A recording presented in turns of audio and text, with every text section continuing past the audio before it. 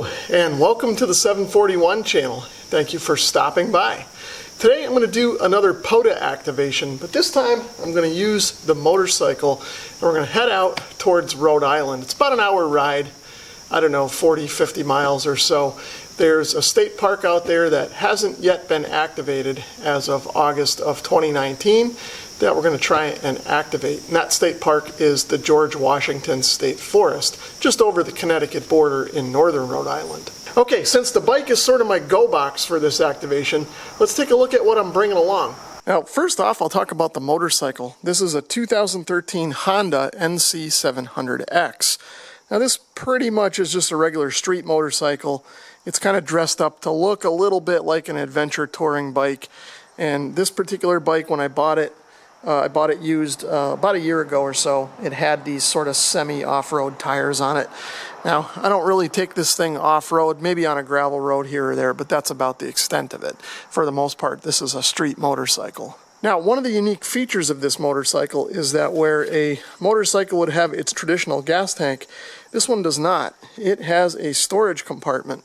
And you can see that this is actually got some weather stripping on here, so it is relatively weatherproof. And that's why I've got all my electronic gear up here. So of course here you can see the camera case. I will pull this out, but I'm not going to pull out the radio. You can see I've got my FT891 kind of stuffed neatly in this box, and the camera case in front of it helps protect it, although this isn't going to really move around much in there. And then down here, of course, I have the shotgun microphone for my camera. And you can see with everything packed in neatly, this just closes and latches, and we're good to go. So back here in the tail bag, you can see if I open this up, I've got all of my accessories that are not sensitive to the weather in case it rains today. First off, you can see I've got my camera mount here so that I can get some of this on YouTube. I'm not going to show every second of every QSO, but I will show some highlights of them at the end of the video. Okay, so I'm going to try not to take everything out of here, but you can see this is the power cord for the radio. This is the coax that I'm going to use. This is 25 feet or so of RG8X. This here is another extension power cord. The wire gauge on this is a little low, so I'm going to try not to use it unless I absolutely have to. This, of course, is some string that I'll use to put the antenna up in a tree. Here's my little dummy load in case I need one, but I shouldn't. Here I have some orange Dacron rope. I've got my wrench that I'll use to get the antenna up in the tree. More on that later. And then here, of course, is my antenna that I've got wrapped up on this insulator. And then here is my coax pigtail that's attached to the antenna, and then we'll attach this coax to that at the end. Okay, and that's pretty much it. I've got some room for a snack here. I'm going to stop along the way and pick up a sandwich or something and maybe a bottle of Gatorade. Oh, and I almost forgot. This is the power pigtail for the radio. This kind of goes back here behind this cover. The battery for the motorcycle is actually back here. So this is tied directly to the battery, and this is how we'll power the radio. Now, I am going to run 12 watts. At least I'm going to start off with that and see what I can do. If I need to bump the power up at all, I'm going to probably have to run the motorcycle while I'm transmitting. I did do another activation with the motorcycle a couple of weeks ago, and it was successful, but towards the end I ended up killing the battery in the motorcycle, and I had to pop start it afterwards, which really wasn't a big deal. But I'd rather not kill the battery if I don't have to. Now, of course, a Bio-NO battery or something like that would be ideal here, but I just don't have one yet, so I figured I'd work with what I've got here and try the activation anyway. I've been saving up my pennies, so hopefully in the future I'll have a Bio-NO battery to throw in here as well. But for now, I think the motorcycle battery and engine power should suffice. So at this point I rode out to the park, and this is where things got a little bit confusing. Now, I usually get out to Rhode Island a couple times a year, so I was kind of familiar with the area, but I've never stopped at this particular park before, so I kind of knew where I was going, but I didn't really know the details. Anyway, I got out there and I pulled into what I thought was the George Washington State Park main entrance, and what I found out is that it was a campground. Now, I didn't go all the way down. I kind of got off the bike and took a few pictures of the entrance sign and saw that there was kind of a fee to go into the campground. So while I was milling around kind of looking at the signs and figuring out what I was going to do, one of the park rangers came through, so I flagged him down and asked him where the day use area was. and he sent me back up the road a little ways to this Pulaski State Park area and explained that this was just a subsection within the George Washington State Forest Wildlife Management Area. So let me show you guys on the map what I'm talking about, because it's not immediately clear unless you're really paying attention to what's going on. Okay, so let's take a quick look at Google Maps just to orient you guys as to where we are. This right here is the northern border of Rhode Island with Massachusetts. You can see here this is the eastern border of Connecticut and western border of Rhode Island. It comes straight down. So this is sort of the tri-state marker area right here. Down here, if we follow the Connecticut-Rhode Island border, you can see Route 44 crosses. And right about here is where the George Washington State Forest is marked on the POTA maps. And if we zoom in, you can see it says George Washington State Campground. And this is where I first arrived and saw the signs stating that you needed to pay a fee to kind of get in here. So when I talked to the ranger, he sent me back up along Route 44 up here and told me to go up this road for Pulaski State Park. And you can see it brought me up to here. So as you can see, this is actually a few miles away from where the POTA website thinks that the George Washington State Forest is. So what the ranger explained to me is that even though on Google Maps, all you see are these little pockets of green, there's actually a much larger area here that's all part of the George Washington State Forest Wildlife Management Area. And this Pulaski State Park and Recreation Area is inside of the boundaries of that area, as are all of these other green areas around here. So when I zoom out, you should be able to see here that there is sort of a light green area that shows up on the map. Not sure why this doesn't show up when we're zoomed in further. Okay, and with that area shaded in, you can see that it actually takes up quite a bit of land here. I think the official quote is about 4,000 acres. Actually, you can see there's some on the other side of Route 44 down in here as well. But anyway, the spot that I chose to activate from, like I said before, was here, the Pulaski State Park and Recreation Area. So having said all that, let's get on with the activation. Okay, so I have arrived. Okay, so you can see I've got a great spot here. I've got the motorcycle right up against the picnic table, just a few feet off the tarmac there. I don't know if I'm really supposed to have it over here, but I think if a ranger came by and I explained what I was doing, I think he'd be okay with it. So anyway, you can see that I picked this spot because there's a nice tree here with some branches I should be able to use to get my antenna up into. And then there are some other trees on either side that I should be able to string the legs into. So you can see here that I'm at the end of sort of a cul-de-sac. There's little picnic areas scattered about. There's some picnic tables over there, and over there there's even a pavilion.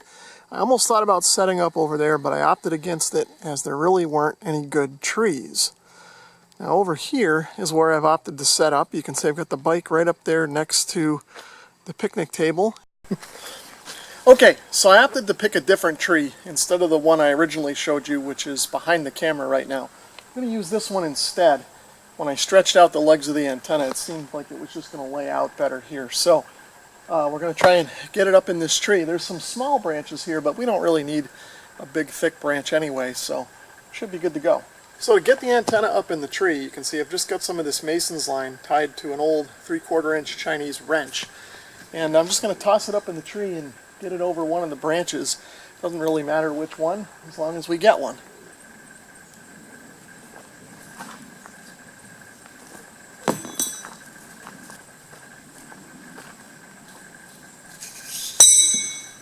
Okay, that's pretty much perfect.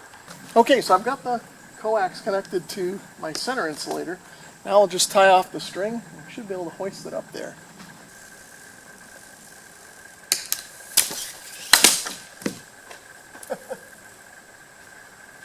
Well, looks like that branch wasn't strong enough. Hopefully the one that's around will hold.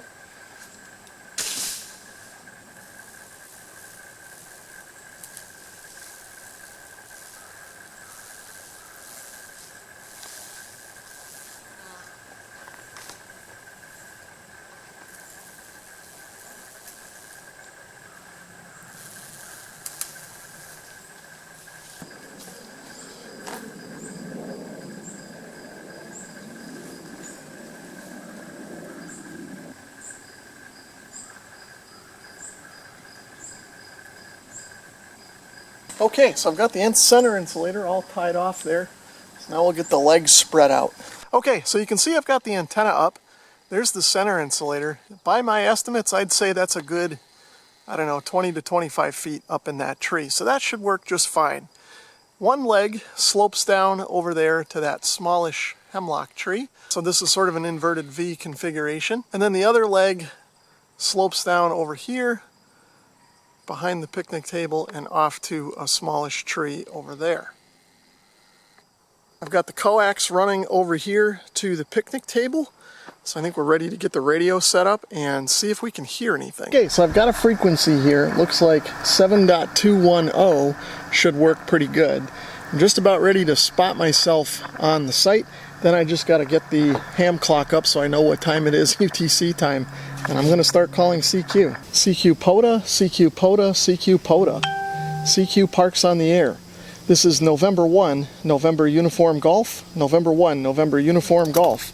Calling CQ POTA from Kilo 5484.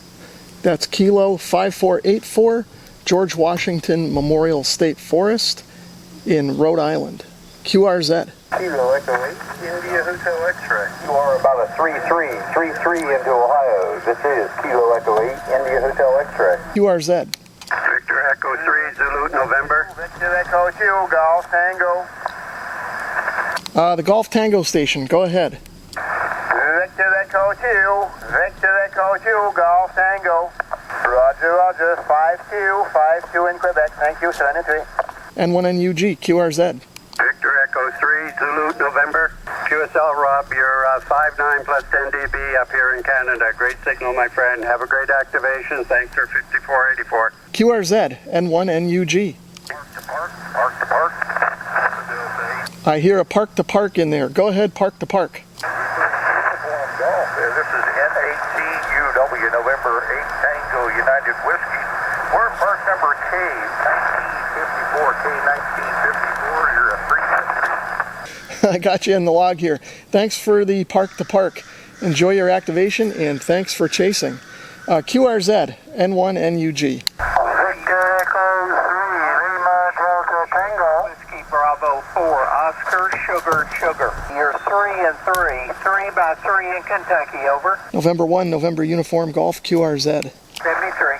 Victor Echo 3, Lima Delta Tango. About 5 and 5, 55 here with a lot of QSB. Thanks for the park. N1NUG, QRZ.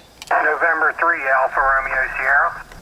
Thank you, Rob. You're a 5x5, 5x5 in the state of Maryland. N1NUG, QRZ. Alpha Delta 8, Delta Alpha. QSL, you're a 5151. What's your name? N1NUG, QRZ.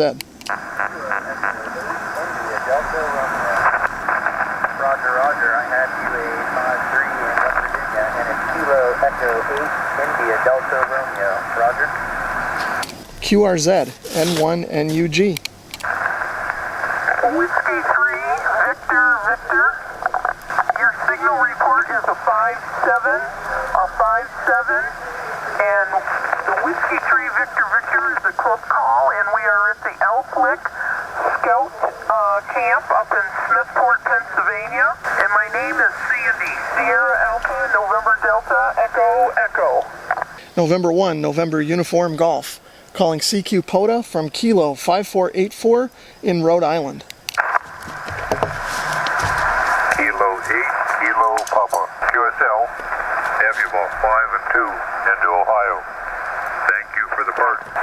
Okay, looks like I got about 12 contacts here on 40 meters. I'm going to take a break, have a little bit of a snack. So as I said, the 40 meter activation was successful. I just checked the radar map. There might be some rain kind of in the area. So I've quickly switched over to 20 and I'm going to try and activate 20. Even though I did kill the battery in the motorcycle, I had to go out in the parking lot there and pop start it and ride it around. It should be okay now, but I need to kind of start it up here after I make the first contact or two and just kind of keep it running. Otherwise, I'm going to have to do the same thing again. So anyway, I'm going to tune around on 20, find a clear frequency that I can call CQ on, and then spot myself and see what we can do on 20. CQ POTA, CQ POTA, CQ POTA. November 1, November Uniform Golf. November 1, November Uniform Golf. calling CQ POTA from Kilo 5484, George Washington State Forest in Rhode Island. Kilo Oscar 4 Sierra Bravo. Hey, Roger, Roger, I can give you about a 44 right now in Alabama. You came up a little bit. 7-3, appreciate it. QRZ, November 1, November Uniform Golf. Okay, so I ended up having some trouble on 20 meters. Now, I did make a couple of contacts, but they were tough. So then at that point, I decided I would start up the motorcycle so I could bump the power up on the radio. When I did that, it started complaining about a high SWR condition. So I put the radio's meter into the SWR mode, and sure enough, the SWR was sky high. Now, at the last minute, I did end up grabbing my old tuner and bringing it along. So I figured I'd throw that in line and see if I could tune the antenna. Well, I had a trouble with that too. I just couldn't get the antenna tuned, no matter what I did. And at the same time, it looked like it was going to start to rain, so I decided to call it a day. And when I brought the antenna down, this is what I found. And this, of course, is why it wouldn't tune up. Okay, so that's pretty much going to wrap things up for my ham radio and motorcycle Parks on the Air adventure today. Had some success, had a little bit of failure, took some notes, and we'll make some improvements for the next activation. 7-3 for now. If you enjoyed this video, please give it a thumbs up. And if you'd like to leave a comment or subscribe, feel free to do that as well. And if you'd like to support my channel in another way, please consider visiting my Amazon store, which you'll find linked in the description below. Thanks for watching.